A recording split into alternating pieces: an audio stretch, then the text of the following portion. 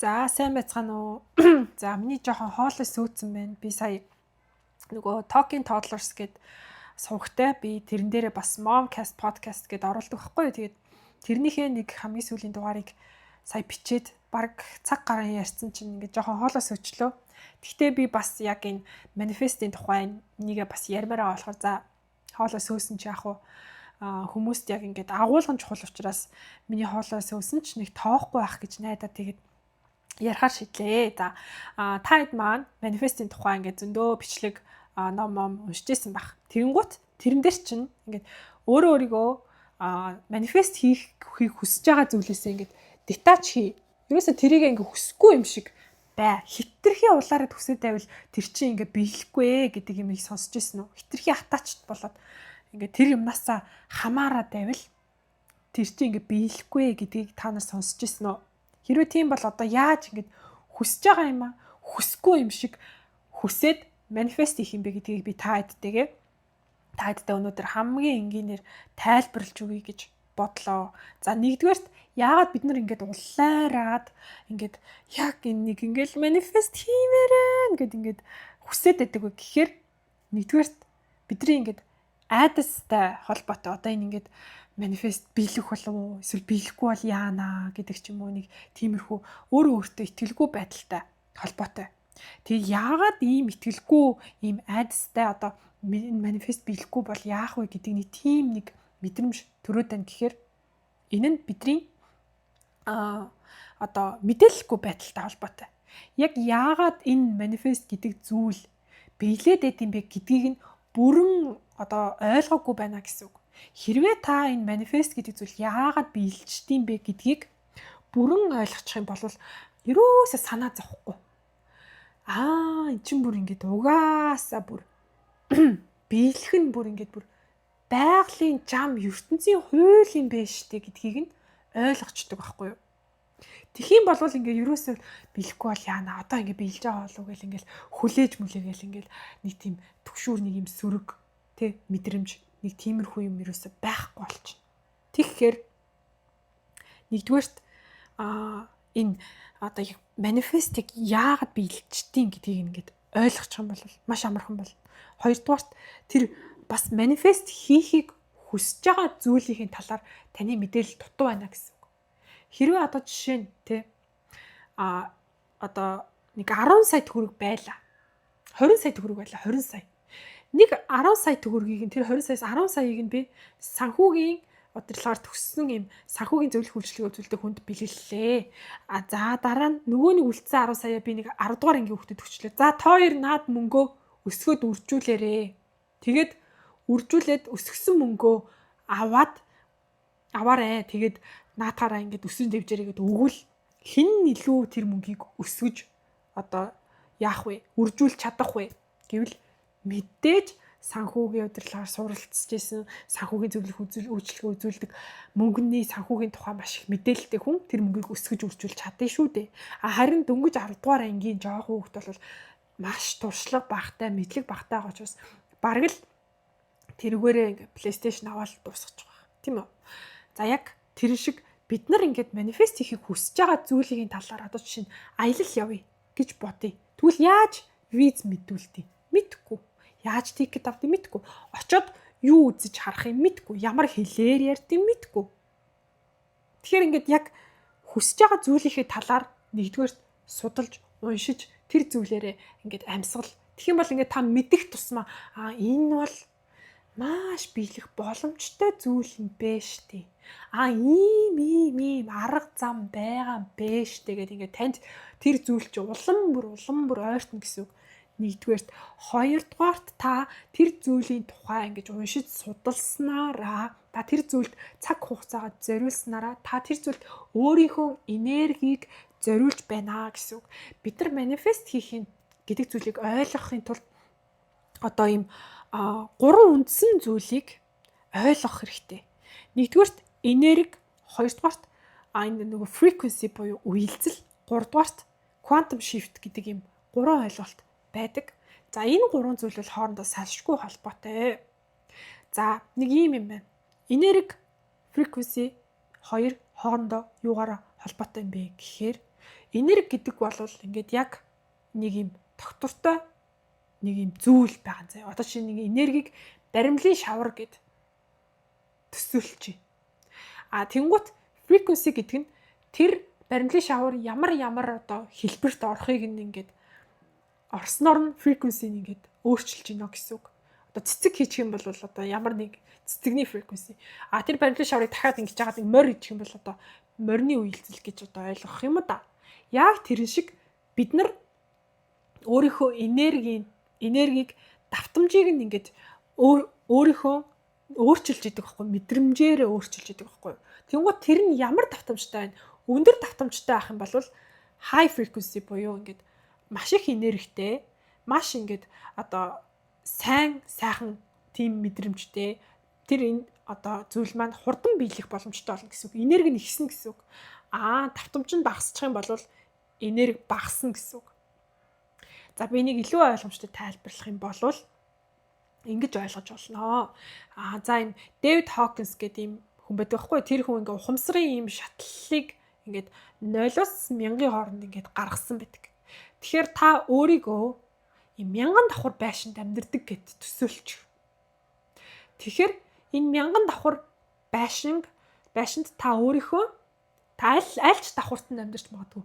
Таны энерги нэмэгдэх тусам, таны ухамсар хөгжих тусам та улам дэше өндөр давхрууд руу ингээд авирж өндөр давхруудад амьдрах болно гэсэн үг. Тэгээд өндөр давхарт амьдрах тусмаа таны амьдрал сайн сайхан, та хүчтэй, та эрүүл, та ийм гоё одоо хүсэл бүхэн чинь биелдэг тийм одоо та сайхан карьертай, сайхан гэр бүлтэй тийм амьдрнаа гэсэн үг. Харин ингээд давхар буурах тусмаа, доогуур давхар байх тусмаа та зовлонтой, гунигтай, сэтгэл готролтой, бүтэлгүй амьдрнаа гэсэн үг. За тийм байна. Тэгэхээр бид нар ингээд мэдрэмжээрээ энерги хувиргадаг. Тэгээд тэр энерги нь хувирахаараа одоо ингээд бид нар сайн сайхан мэдрэмжийг мэдрэх үед бидний энерги сайн сайхан энерги болон хувирдаг. Тэр энерги нь одоо ингээд тоон нэмэгддэг гэж ойлгож байна. Ингээд бидний давхар сайхан юм мэдрэнгуут ингээд бидний амьдарч байгаа давхар дээшилчдэг гэж ойлгож байна. Тэнгуут одоо энэ үеэлцэл буюу frequency гэдэг нь яг юу юм бэ гэхээр бидний энерги юм нэг юм яг зүрхний цохилт ингээд дүүд гэд дэлгэцэн дээр харагддаг шиг ингээд юм өөрийн гэсэн юм давтамжтай юм өөрийн гэсэн юм хурдтай байдаг.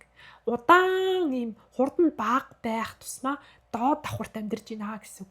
Хурд нь их байх тусмаа тэр чинь ингээд нэг юм зураас нь бүр ингээ олон болоод ахаар чинь тэр зураасыг ингээ тэнэлгээд үзэх юм бол бүр урт уяа бүр урт шулуун зураас болно шүү дээ. Яг тэр шиг цөөхөн юм дүүд гэ тэр уяаг ингээд татаад үзэх юм бол маш богинохон дүүд гэсэн юм дэшээ доошо маш олон юм зураас татцсан. Тийм уяаг ингээд татаад үзэх юм бол маш урт уяа болно шүү дээ. Яг тэр шиг ингээд тэр өндөр давтамжтай одоо энерги нь маш их энерги байна гэсэн үг байхгүй юу? Тэгэхээр бид нар ингээд мэдрэмжээр энерги удирдаад маш их энерги өндөр давтамжтай энерги болголоо. Тэгээд бид нар quantum shift буюу одоо ингээд давхар 100 давхараас 110 давхар, 110-аас 120 давхар тий. Тэгээд бүр дээшээгээ ингээд 500 давхар, 1000 давхар руу ингээд shift хийдэг байх нэ өөрийнхөө энергийн үйлчлэлээс шалтгаалаад. Тэгээд дээрэс нь шүү дээ бид нар зөвхөн ингээд тухайн ямар үйлдэл дээр байгаагаас ямар би 5 давхартай байвал би зөвхөн 5 давхрын ямиг харж чадна. Би 6 давхрын 7 давхрын ямиг харж чадахгүй. Яг тэр шиг бид нар ямар мэдрэмжтэй байна? Амьдралаас зөвхөн түүнийг л олж хардаг. Би ингээд ууралчих юм бол улам л их уурлах шалтгаануудыг би эргэн тойрноос хардаг.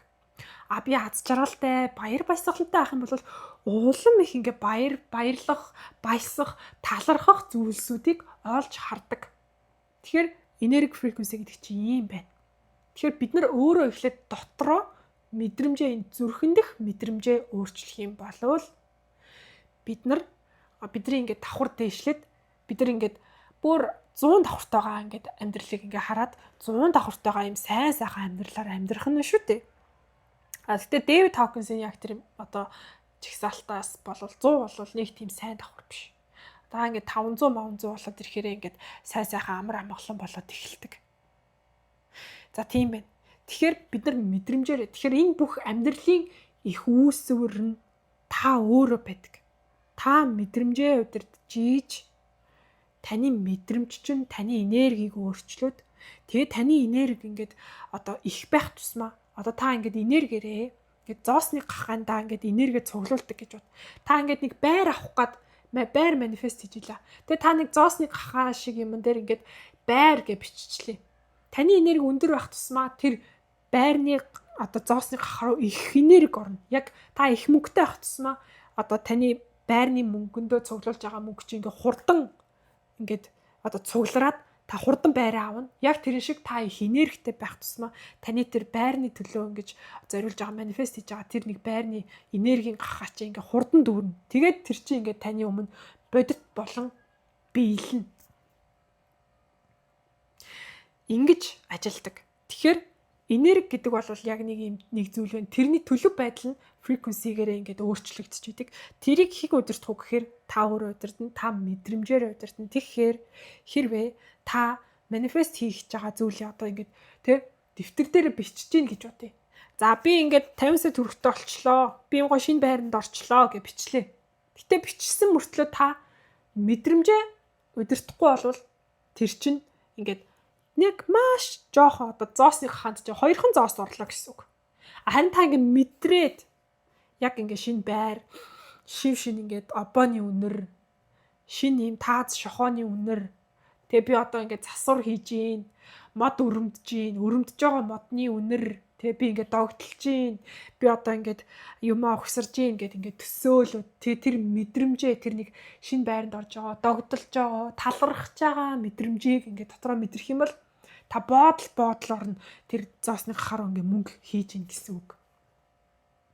Тийм болохоор ийм байна. Тийм болохоор ингээд энерги бид нар ямар зүйлд их энергийг ингээд зарцуулагддаг вэ бодоод үз. Бид нар ингээд бодоход энерги зарцуулж байгаа, ярихад энерги зарцуулж байгаа, үйлдэл хийхэд энерги зарцуулж байгаа. Яг тэрэн шиг та ингээд та манифест хийхийг хүсэж байгаа зүйлийн тухай бодох юм бол 5 зоос орно.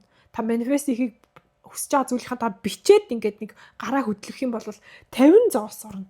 Та тэр хүсэж байгаа зүйлийнхээ араас үйлдэл хийж, судалгаа хийж, өөрийнхөө цагийг зориулах юм бол та 50000 зоос хийж гинэ гэсэн үг.